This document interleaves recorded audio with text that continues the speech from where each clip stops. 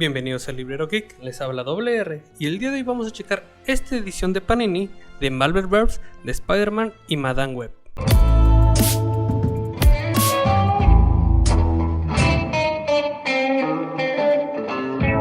Pues bueno, tenemos esta edición que nos trajo Panini, tratando de recolectar en teoría algunas historias sobre Madame Web. Tenemos en esta edición de un Marvelverse que son de tamaño más pequeño que una grapa normal. Por ejemplo, les voy a mostrar algunas de las grapas que yo tenía del antiguo asombroso Hombre Araña, donde están algunas de esas historias que aparecen aquí. Y el tamaño sí es más pequeño. Aquí como sobresale un poquito esta parte, entonces sí vamos a tener un tamaño menor a una edición de grapa. Sí, lo tenemos de 15 centímetros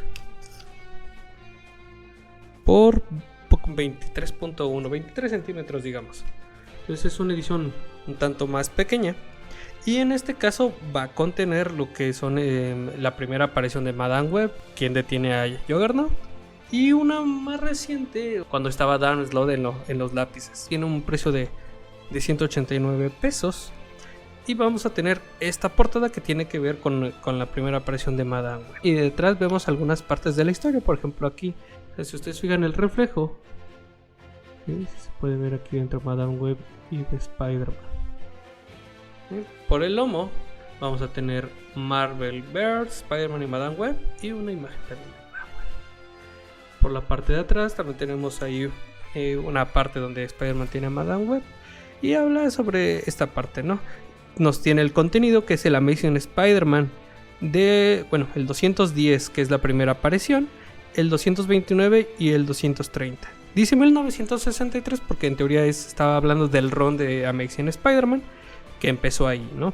De igual manera, Amazing Spider-Man tenemos el del 678 al 679. Tenemos Panini Comics y nos dice que es para mayores de 13 años. ¿Sí? Si lo vamos a ver de inicio, tenemos el contenido, la profecía de Madame Web, tenemos después la historia de Nadie detiene a Juggernaut con sus dos números y Yo maté el mañana, parte 1 y parte 2. Les voy a presentar primero las portadas de estos cómics.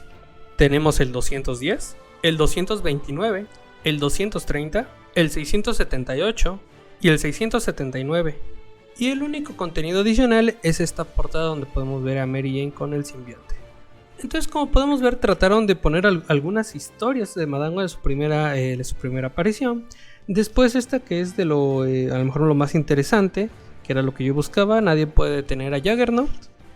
Y después otra historia donde aparece a nivel secundario Madame Web. Ya es otro personaje como tal que usa ese manto. Otra cosa que tenemos que ver es que en las portadas vamos a tener por debajo esta etiqueta donde nos dice precisamente de quién es la portada, el número de Amazing Spider-Man y cuándo empezó ese run en concreto, ¿no? Entonces tenemos unas hojas, yo creo que la calidad está bastante bien. Yo esperaba un poquito menos. Sí están de buen gramaje, no se doblan, o sea no están onduladas, no están tan delgadas. Entonces en ese aspecto es de buena calidad. Creo que el precio sí está superior a lo que debería de ser. Sí está un poquito grande. Yo lo conseguí ahí en Comic Universe. Y fue donde me lo vendieron en su momento. Entonces esta básicamente es su aparición. En su momento tenemos esta silla que era la que lo mantenía con vida a ella. Y en los dibujos podemos tener aquí a John Romita Jr. Entonces podemos ver la diferencia a lo mejor a los días de hoy, que ya hace como su propio estilo, ¿no? Aquí como que trataba de parecerse a los dibujos de su padre. Una historia pues entretenida. Yo creo que era lo que tenían algunos de estas historias en su momento, que a pesar de que no tener tanto impacto en la vida de Peter, eran bastante entretenidas. Y Nadie detiene a Juggernaut, y precisamente es donde podemos ver, después de una promovisión, Madame Web sabe que alguien va a venir por ella y que el único que lo puede ayudar es Peter o Spider-Man.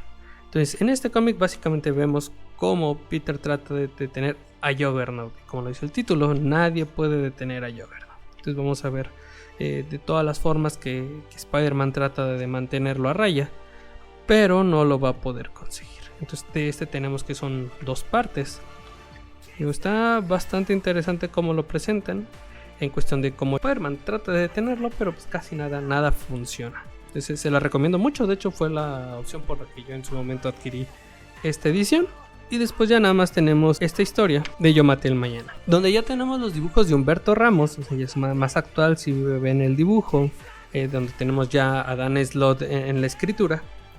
Pero es, si no mal recuerdo, es un poquito después de Spider Island.